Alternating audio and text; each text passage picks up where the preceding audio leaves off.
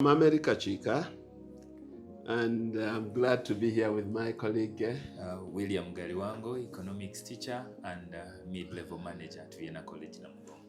And we've decided to have this discussion because the issues are moving around so much that many people have appreciated that I've touched many youths into their development agenda, especially the entrepreneurial arrangement.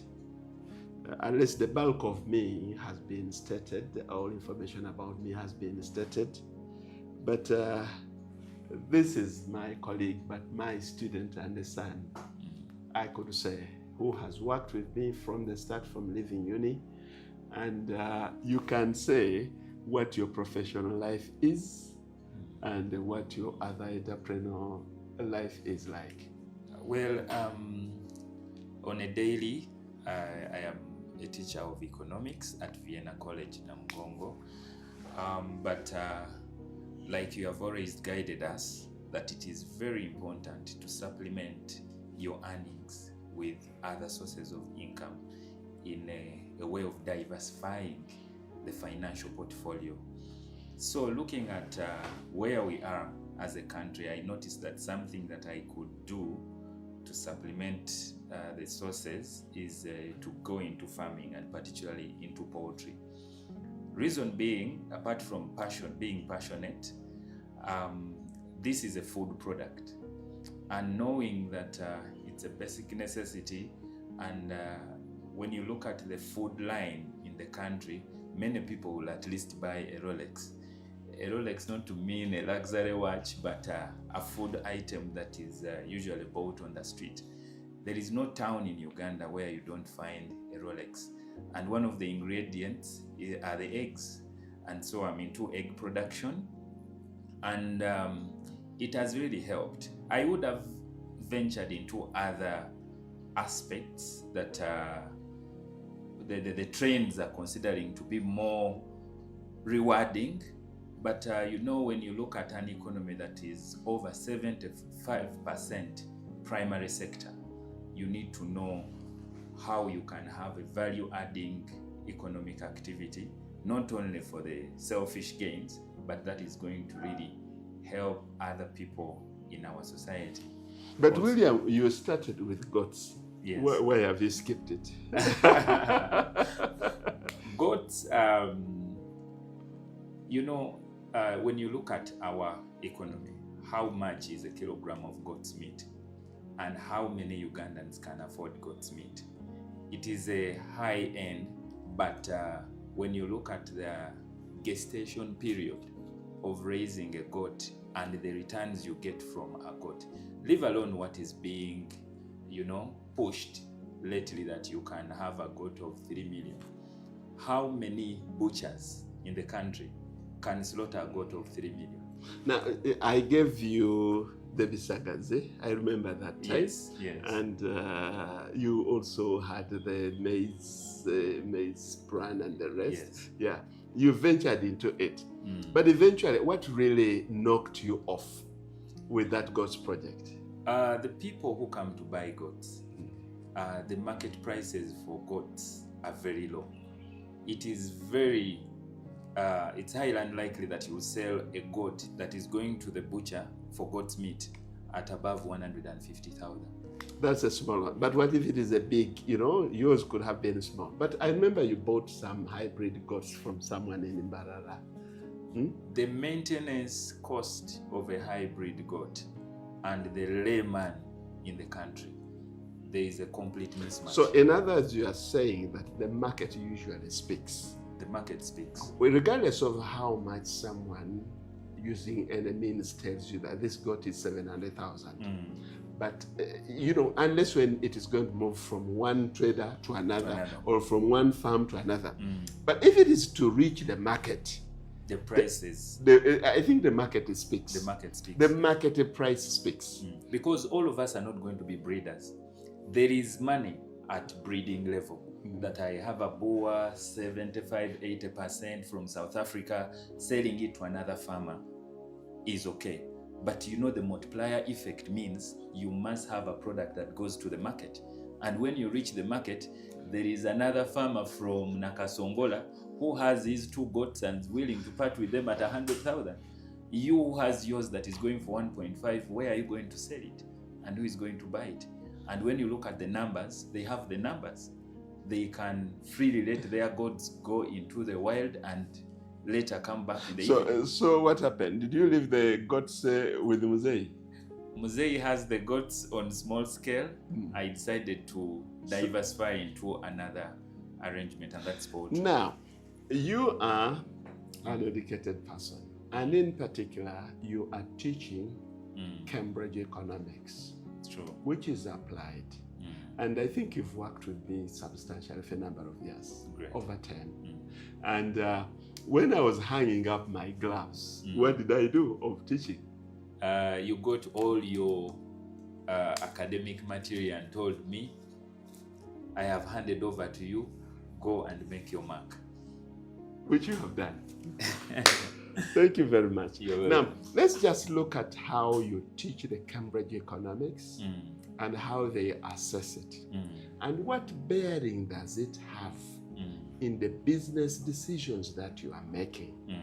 And probably even what your mentor, the way how he makes his business decisions. I'm just going to pick up, you know the years better than me. Now, which year must this be? This is February, March 2024. Yes. 2024. And it has to do with macroeconomic indicators for Japan and the US between 2020 and 2025. And it is mostly talking about the government debt. Government debt of the US and government debt of Japan.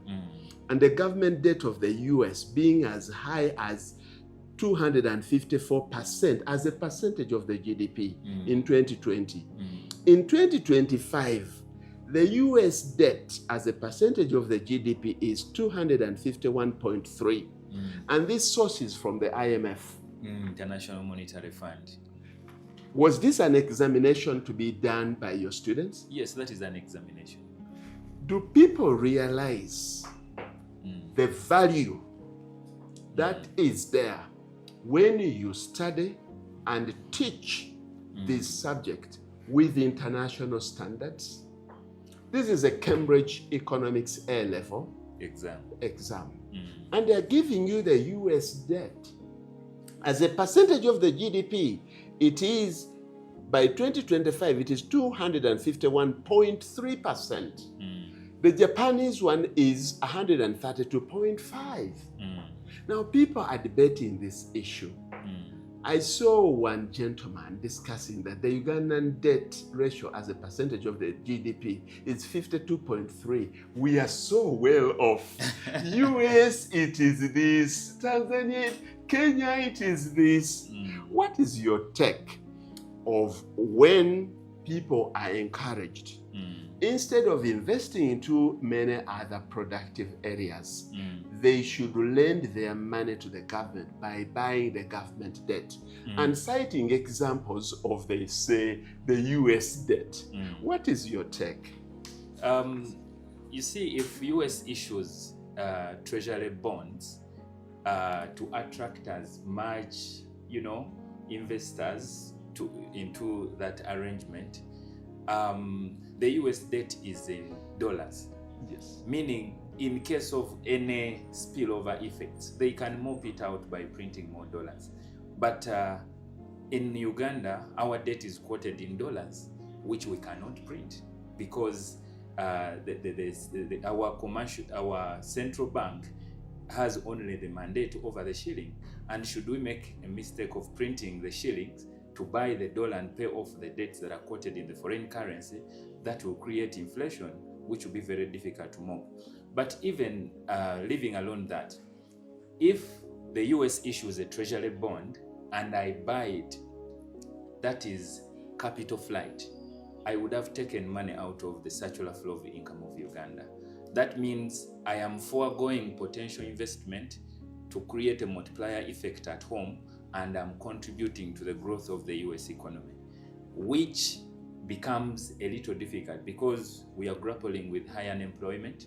How are you going to solve unemployment if you are taking out money that would have created? You've talked about it. I think the unemployment rates are here. Yes. That where the US debt is 251, then unemployment rate is 3.1%. Yes? And the one for Japan is 1.7% unemployment rate. When the unemployment rate in Uganda is well above 70%. True. So even if our debt ratio is at 52 point something percent, but our unemployment is 57.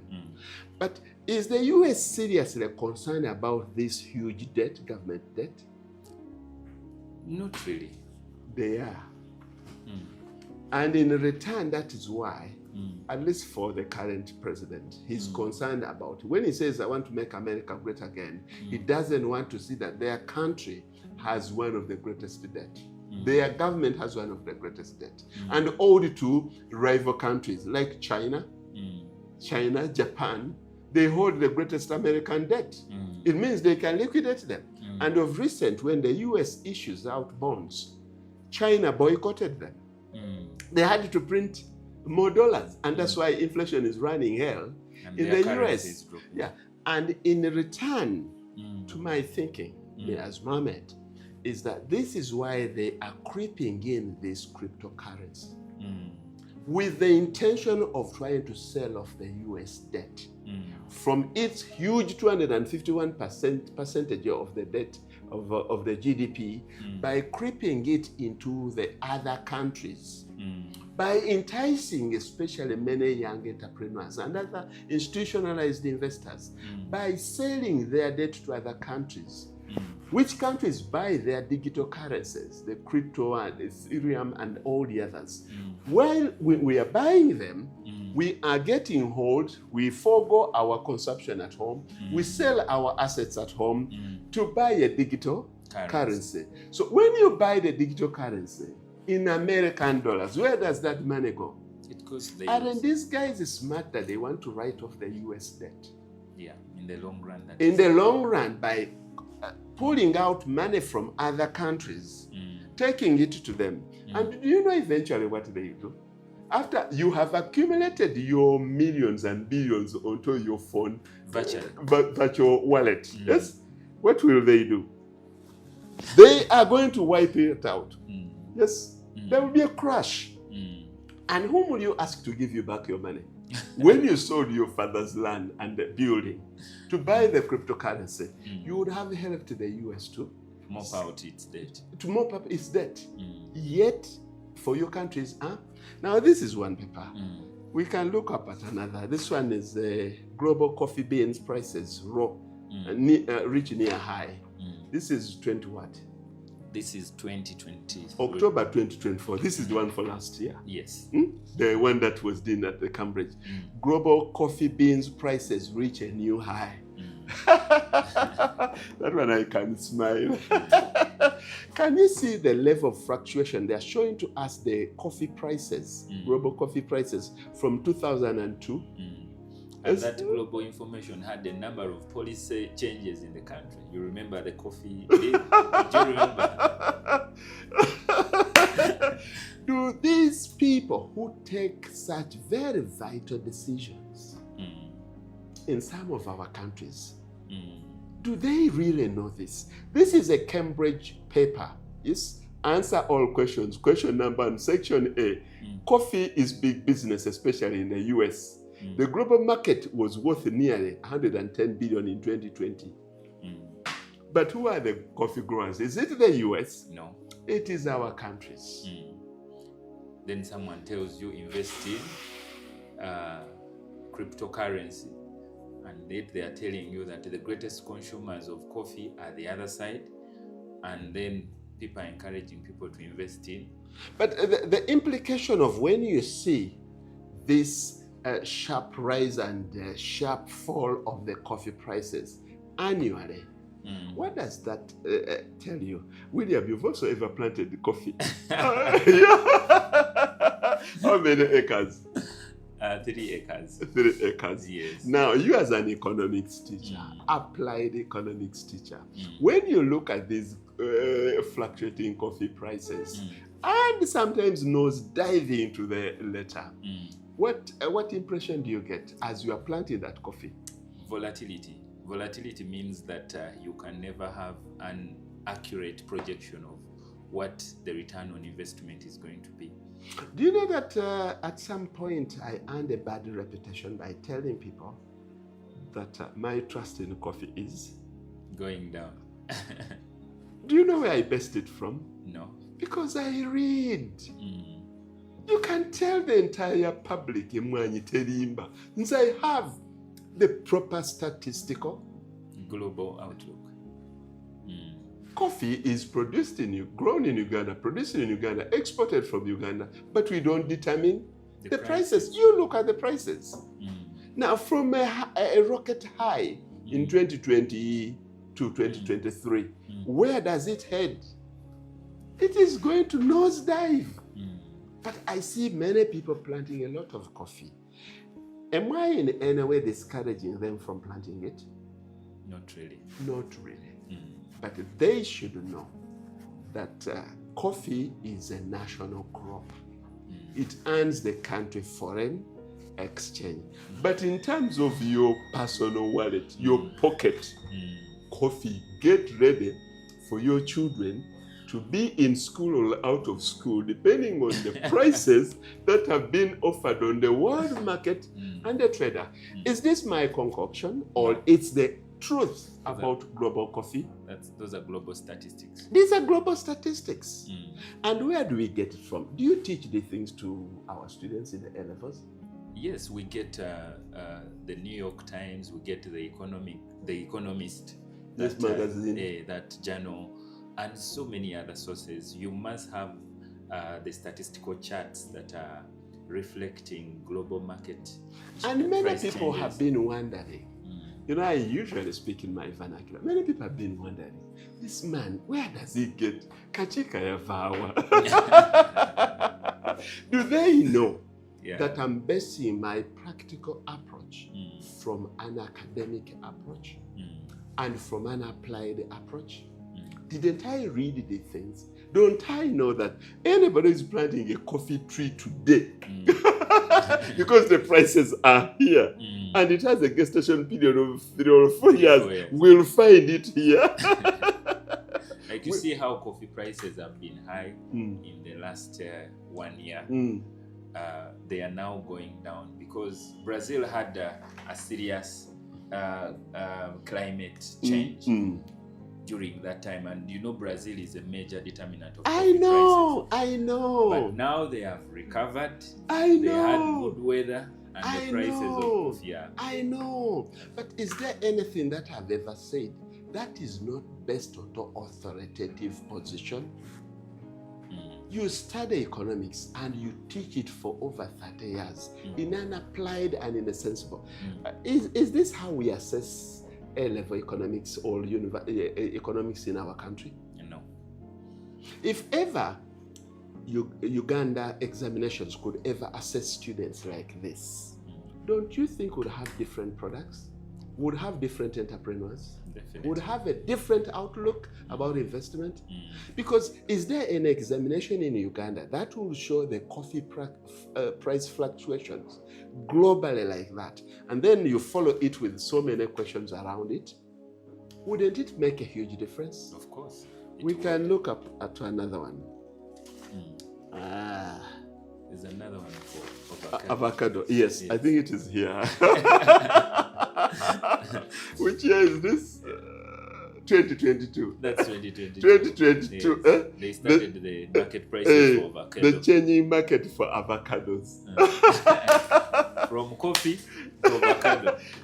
But as if these people, these are international papers. Yes, they even this is now the about source. The source is there. The source is what?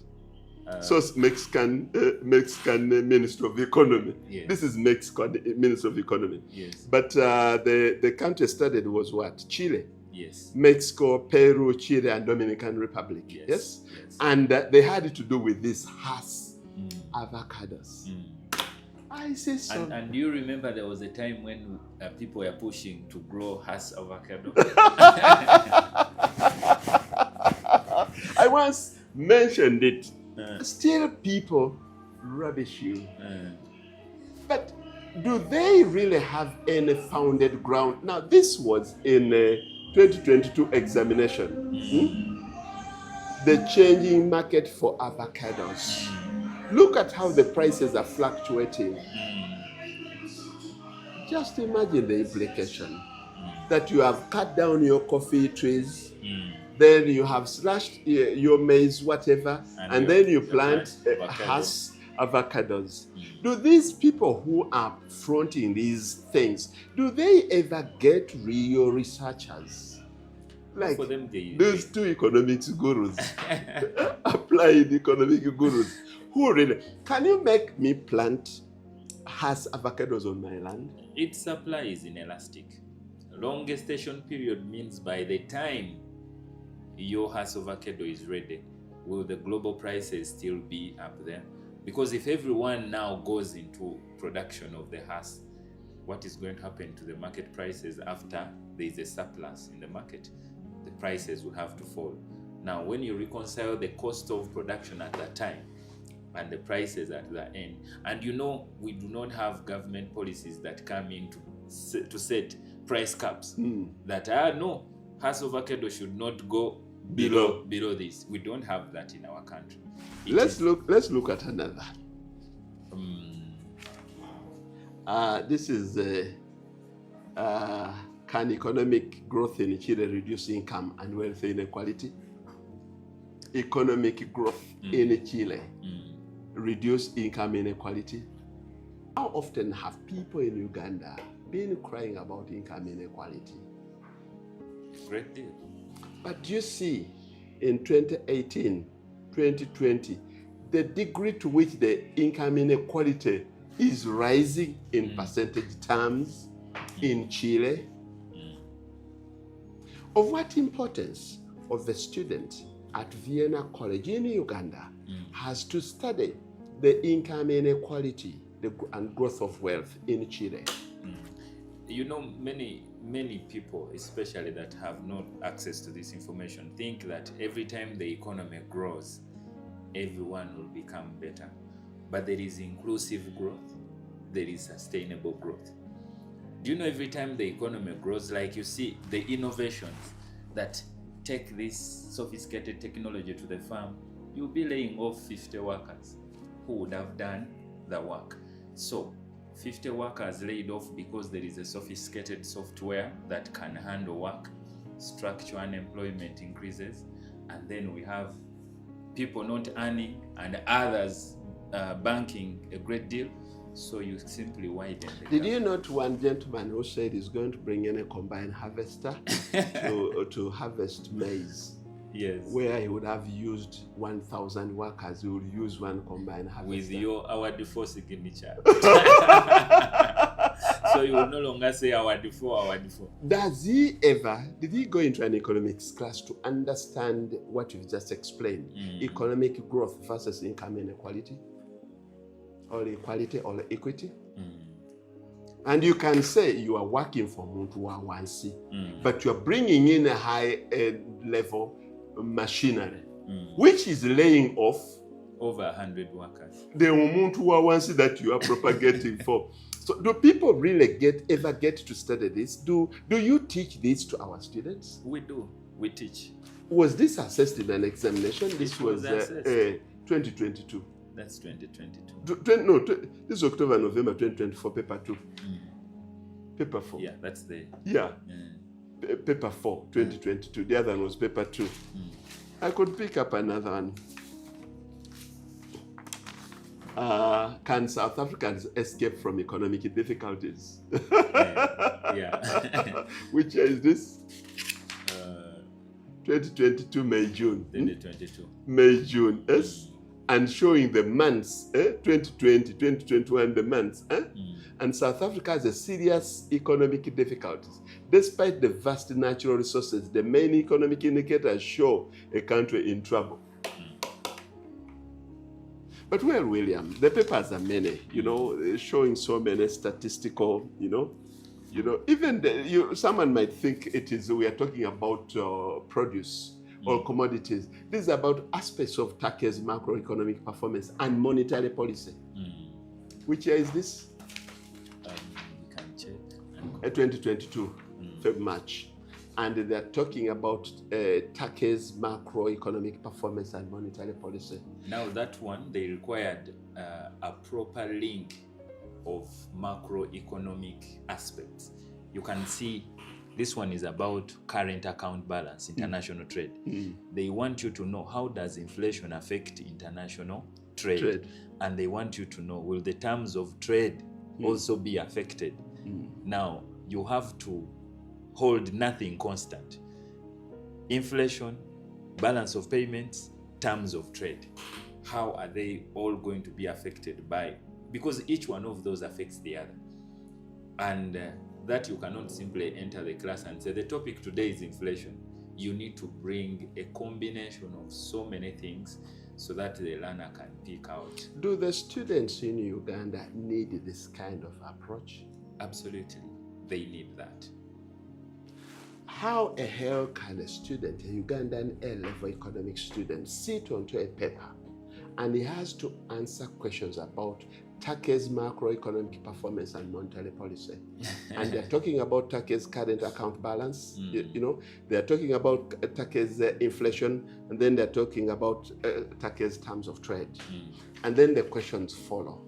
So many questions. Turkey's central bank expects to cut interest rates for a 10th time in a row. Turkey's central bank expected to cut interest rates for the 10th time in a row. That is expansionary monetary policy. They have cut by several points and they are not realizing. I'll end up with this one. I've been interested into changes in the New York yellow taxi industry.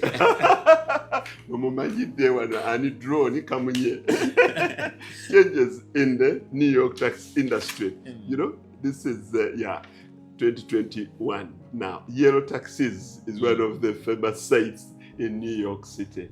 They give you the case study and you must answer the questions that follows. So you must have painted a picture about the public transport system in the different countries, the developed, the middle income, and the low income countries. Now, William. Yes, sir. I've just invited you and asked you to bring some of the past papers, which you have just brought in now, and we randomly picked out some. What is your take on all this discussion? What do you feel of why I've invited you and have this discussion with you?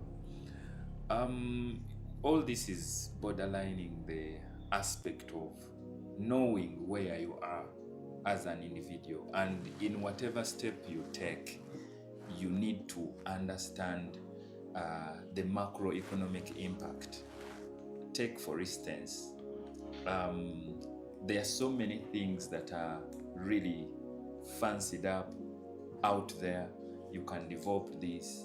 Let me give you an example of the research and development and the technology into eco-friendly housing. I think you have had the several innovations into you can make a house out of plastic bottles. But then the question is, yes, that's a very good innovation and it protects the environment. But how many Ugandans can afford a house made out of plasticware? There was some bricks that you were burning them and they were interlocking. Sorry, I couldn't mention the company's name for purposes. Yeah, but they were you are making the mud and then you compress it with the bricks. And the brick turns out very ready for and they were interlocking. No need for cement. At least I can use someone's perimeter wall that had it. VP, Vice President Speciosa Wandera Kasukwe, I used Gayaza Rod. She used those interlocking bricks that were not burnt, no use for firewood and the rest. I think they were called Makinga bricks. But how many have gone ahead to stop the other traditional system of making bricks, burning them with the firewood, and adopt that technology, the Makinga bricks? Have you noticed that over time, after 10 years, when rains drips onto them, they start start wearing out? So, William, the purpose of our discussion is to awaken, especially the youth. Many people have followed me and have been wondering, where does this man get all this information from? Why does he share these ideas, and where does he derive it from? Little did they know that I'm a blended product. I did combine my professional and academic work, which I practiced very well as an economics teacher, as an examiner, and with a very good educational system, the University of Cambridge. And that is what you are practicing. And this blended approach has enabled me to have a proper, real, assessment. That's why it is not very easy to come to me and tell me that now we should go into digital currencies. Because I know the underlying implications of the digital currencies. Because I know the US debt. And I know how the US is clamoring to clear their debt using unwritten theories in the textbook. You can't easily convince me to get my savings and buy government bonds. And I sit back and wait when I'm still an energetic man and a hardworking man. Because I equally know the repercussions of when the government excessively borrow from the public. Because repayment with the interest will be a problem. So now, these are some of the things that we share with people. But people who are pushing a certain agenda tend usually to rubbish us. That, no, what is that, man? When I caution people about coffee, I've mentioned about coffee, how many acres of coffee I did clear. It wasn't because of the world price fluctuation. No, it was that this crop was unsustainable for me. Because every time I was getting it, the thieves were crumbling me on the head. So sometimes we share some of these things. Now, you find many young people inviting you. They have developed this idea that you can make money, create wealth by working smart without dirtying your feet. And by that they mean that you can create wealth by thinking, not by acting. Hands-on. I think between us people here, I hope it will help some young people. Maybe another question you need to pose to maybe such school of thought is how many people in Uganda can think like you? Because if you're advocating for working smart, how many Ugandans are educated to a level of working smart? Because the greatest percentage of our population can still best work hands-on. The smart, let me just give an example. How many Ugandans aged below 30 can properly understand bonds? And understanding it is another thing. But I keep asking, where would you have gotten that money? The 10 million, the 20 million, the 100 million. The initial investment. Yes, that you are willing to let stay there, and you are willing to lend it to government. And you do not want you to work for your money. You want your money to work for you. You want your money to work for you. So you are lending it to the government. So you fold your hands back. All. You can put your money into, William, at least I'm familiar with how you have, you are raising chicken for eggs and how you are reaping it. Although it has its own ups and downs. So these are things that we have to bring out to the youth. Whenever I talk in my overcoats, people think he's as if he's dreaming the things. I have brought the academic Because there are some guys who told me he studied economics. What kind of an economist is he? I want any one of them to come. I'll give the marking guide. We have several examiners here. Yes. I want any one of them to tackle any of these questions here. The US debt versus as a percentage of the GDP, whether they can tackle it, they can be good into selling those products. But not that we are saying you should not invest into them. There are some people who have practical impossibilities that they cannot invest into those areas. Well and good. They can't invest there. But those that can have this blended product, they should go ahead. So thank you very much, William. Thank you. Have a nice day, man. You're welcome. Thank you.